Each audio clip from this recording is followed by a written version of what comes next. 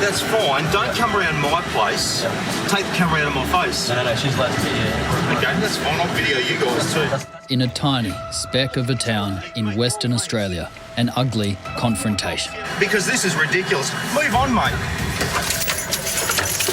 Dude, you get the out of my place. A dairy farmer catches a vegan activist filming animals on his property. You got a shotgun? He just shot bullets. It's a standoff that could well have turned deadly.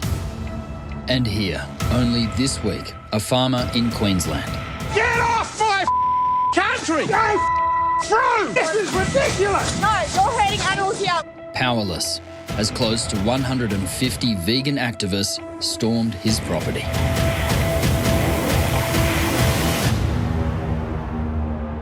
But David, this looks familiar. This is where they came through the fence? This is exactly where they've come through. 2 barbed wire fences. This is an invasion. It was an invasion. Did they have weapons for a start? Are they militant? They're running at me. You know, have they got a stick in their hand? Have they got a gun? You know, I was fearing for my life. Police were called, but they waited for backup, which left David and his family helpless. How the hell do you sleep at night? His young daughter took this video on her mobile phone. Are you a mother? How would you feel if we took you from your mother? They were abused like this for an hour and a half. Do you know those mothers cry? You've heard them many times. Calling us killers, murderers, every name there that they could be calling us, they called us. I was devastated. I was devastated. And this is not an isolated incident. Around the world, hardline animal rights activists have declared war. And it's not only farms. Unsuspecting diners are also under attack. I see it as a form of terrorism, to be perfectly honest. A sentient being with a unique personality. Those activists are trying to stop animals from being butchered against their will. Who's really being terrorised here? There is an escalating conflict between meat eaters and militant vegans. Veganism is not a diet. It's a moral principle which extends to diet. And there are Australians leading the charge on both sides. When people ask me what I do, I actually just tell them that I'm a professional carnivore. This handsome fellow, this is a forequarter of a cow. His head would have been up here, but he's got more important and delicious things to become. Tonight, just how far will these vegans go? We're forcing social change. This is how it happens. This is how history changes. In this fiery ideological battle. Stop this! Hey, buddy!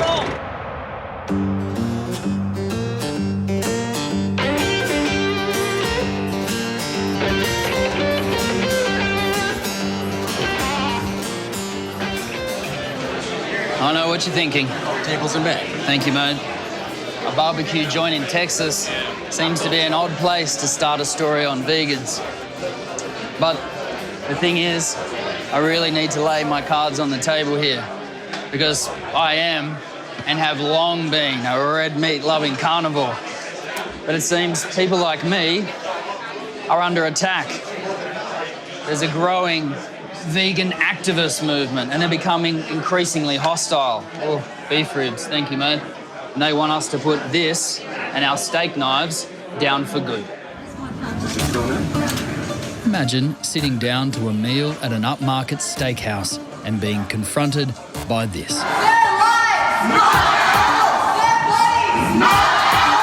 A room full of militant vegans loudly accusing you of murder.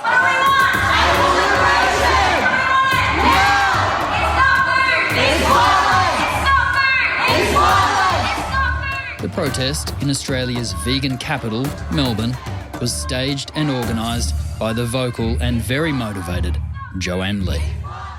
I think that what we're doing is important work. It is absolutely important and necessary to challenge head-on what's happening to animals. People might argue that it might set even more people against you. Yes, it can be confronting, that style of action, but the reality is it's not about us, not about them. It's about the victims were on the plates, and it was about challenging a place where the consumption of animals had been normalised. What do we want? Animal liberation! When do we want it? Now! It's acceptable to protest in a public space. This isn't a public space. This is a private property. It's intimidation. Anthony Selvin is the manager for Rare, the restaurant in the crosshairs. Our managers asked them to leave. What do we want? They then stood outside, held placards against the windows and carried on chanting. Joanne is defiantly unrepentant. Her cause was suddenly headline news, and for her, that's all that matters. It may seem extreme, and one could argue that without that kind of dramatic action, the issue goes ignored. To a meat-eating outsider, everything about going vegan seems extreme. For instance, these aren't animals in pens, they're enslaved. But there's some other more surprising things. You can't have woolen clothing because wool is from sheep. There's no silk from a silkworm, no honey from a bee. At the heart of it all is a philosophy that humans shouldn't impose their will on any animal, great or small. What you're advocating is that all lives are equal. Humans, animals, all the same. Yeah, absolutely. It's going to make the world a complicated place. Animals are sentient, they feel pain, they have their own conscious experience, so they're not a thing, they're not an it, they're a someone, not a something. But I reckon it's just down here, the slaughterhouse. It smells like death out the front of there. And radical veganism goes way beyond a fringe group in Melbourne. The movement is worldwide. Thank you all for coming. It's Monday morning and it's cold. It's raining. Hello everyone, thanks for coming. The temperature close to zero, but more than 100 protesters are outside the front of a slaughterhouse in England because this man asked them to come. I feel like when those trucks stop, you gain instant perspective. Boom. It hits you. It's pretty heavy. It's sad, but it's important that we're all here. He calls himself Joey Carbstrong, an Australian who has become the face and the voice of the extreme vegan movement. The most important thing you can do is get your phones out and take images of those animals and share them on your social media platforms. Poor little puppies and piglets in there. We all have a collective reach, so there's millions and millions of us who all feel the same way. This isn't just my message, this is the message of the whole vegan movement. This is the animals' message. But at the end of the day, if you're paying for flesh, you're paying for bacon, you're paying for this place to exist. The knife and the blood is on your hands. Some people that we've spoken to term it as almost a form of terrorism. Interesting, that word terrorism. Yeah. The word terrorism implies someone's being terrorised. And those activists are trying to stop animals from being literally butchered against their will.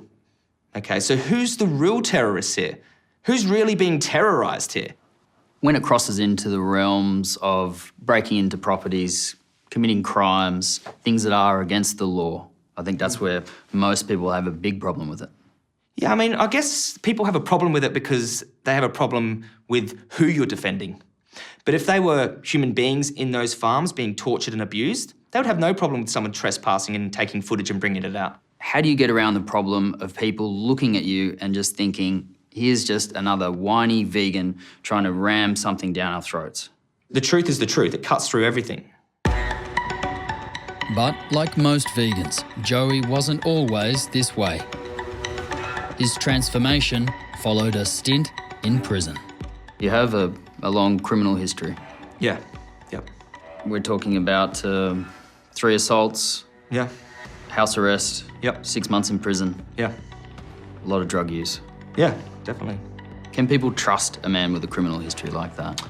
Yeah, I mean, I don't want to live in a world where someone can't do wrong and then redeem themselves for it. I mean, I'm genuine in my heart. I mean, I've got nothing to hide now.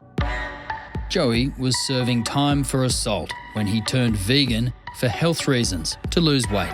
At the same time, he got sober. He stopped taking drugs. Vegans go nuts. And reinvented himself as a vegan activist. Nothing less than a vegan world. Anything less is betraying the animals. Since then, he has become the unofficial attack dog. I don't know whether you're angry today or just generally about the whole thing. Well, I'm a bit upset to see your sandwich has a piece of a pig's body in there, a dead pig that didn't want to die. I just want to read a couple of your posts. I just want to ask you about them. Yeah. Hitler is still alive and he lives in the hearts and mind of every animal-abusing, rapist, slave-owning dairy farmer. Yeah. Australian dairy farmers should do the cows a favour, kill yourselves, and unethical hunters deserve a bullet in the head. I hope one of these bastards accidentally shoot one of their family members in the face. Yeah. Yep.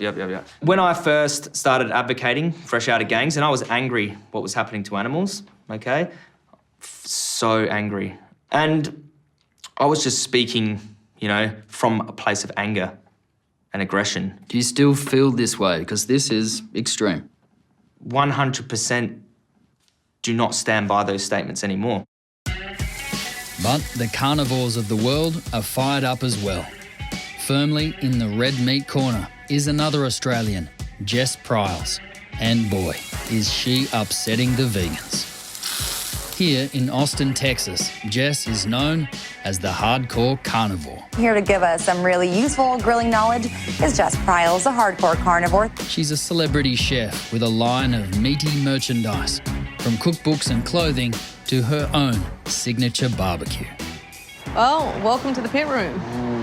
This is some serious Texas barbecue here. So inside, these are what we call plate ribs. So pretty much just ginormous dinosaur ribs. But I'd love for you to try it. You should be able to just get in there and rip a hunk off. That's how well cooked it is. I'm gonna join you. I'm not standing here watching you eat barbecue without me. I wouldn't expect you to. I should be a gentleman. Let me hold this for you. Should we feel guilty about eating animals? No. I think there's a responsibility to make sure that the meat that we're eating is being harvested humanely. I don't think that there's any guilt associated if we're responsible with our practices. This is probably the strongest argument. If you can get all the protein and sustenance we need from a vegan diet, wouldn't it be better that an animal doesn't have to suffer or die to sustain us? I think that would be great, except that we can't. You can't. So animal proteins are the only natural source of B12. A core vegan diet needs so much either extra intake or added nutrients to actually be balanced. Eating meat is part of a balanced diet. Every nutritionist in the world will tell you that. Sean, let's tick these off the list. No fruits. No. No vegetables. Nope. No nuts. Nope. No bread. Nope. No rice. No. No pasta. No. Only meat. Meat only. Shopping takes all of 5 minutes. I'll walk past the fruits and vegetables, and then I'll go down an aisle full of potato chips and crisps and cookies and head right by there and make a beeline for the meat counter and talk to the butcher. Nice, this is what I've been looking for. The only decision is what's the price and how many do I want. Sean Baker is a surgeon from California. Can I get the bone in, about 5 of those, and then about 5 of the boneless ribeyes? Yes. 6'5", 52 years old. And actually, one more. Yeah, that one's fine. Sean, what would you call this diet that you're on? Well, I mean, most people call it a carnivore diet. Basically, it's a diet where meat is kind of the focus. How long have you been doing this? 27 months. Okay, so more than 2 years, meat only. Yep. And mostly red meat. Mostly red meat. So this is breakfast. This is breakfast. I usually eat about twice a day. And for me, I usually eat about close to 2 kilos a day, something like that. Yeah. So this would be 1 kilo. It's about a kilo. You feel the need for any other meal during the day? No, this is a lot of food, you know. Despite the fact that we're told that red meat can increase our risk for cardiac disease or causes us to be obese or causes us to have diabetes or causes us to be inflamed, when you actually test that, none of that stuff happens. In fact, the opposite happens. And Sean is living proof. While his blood test shows slightly raised cholesterol levels, otherwise, he's in great shape. Even the scans on his arteries, all clear. 80 kilos. This kettlebell is 80 kilograms. This is a 200-kilo deadlift. Objectively and subjectively, it's the best I've ever felt, the best my health has ever been. Best my athletic performance has ever been. I mean, I'm 52 now, and I'm doing stuff that I, was struggling to do in my 40s. Sean also holds the current world indoor rowing world record. Any questions? We have a shoulder designed for throwing. Our shoulder didn't evolve to throw things because we were throwing rocks at fruit. I mean, that's not why that happened. We were clearly using that implement technology to take down animals. And so all of our evolution has turned us into the ultimate apex predator, and that's just who we are. Haven't we evolved this way? Humans have evolved to eat meat, to digest dairy. Isn't this just evolution? It doesn't make it moral if we've evolved to do something that's inherently cruel. This is an issue where there is no middle ground. Customers or killers. Stop this. Hey, buddy. Protesters or terrorists. Animal products or victims. The thing about social change is it's not comfortable. And the fact is that it's destroying, literally going to obliterate the environment. And it's inherently cruel and abusive. So it's something that we need to change. But is this the way to do it? This is ridiculous. No, you're hurting animals here. How the hell do you sleep at night? On the cattle property overrun by protesters in Queensland. They were so brazen, they never bothered to cover their faces. They boasted about it using their real names. But despite this mountain of evidence, police are not laying any charges. We're proud of what we do. We're a family-owned business, and we shouldn't have to cop this. Someone's going to get hurt. Something terrible could happen. And I don't want that to happen.